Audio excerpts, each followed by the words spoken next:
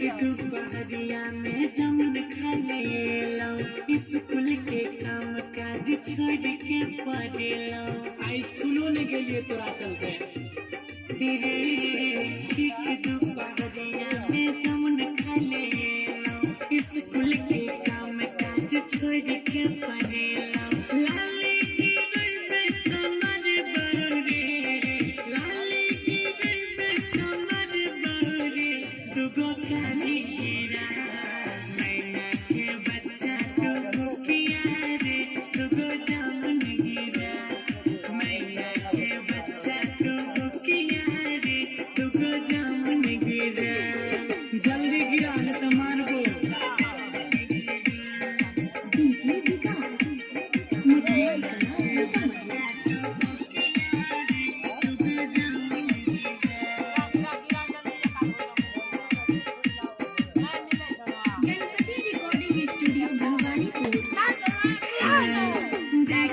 पसीना से अंग मोर भीजल, जामुन तोरत तोरत मन भेल खीजल। परेशान कर देने छी तू सबके। रे महीना देख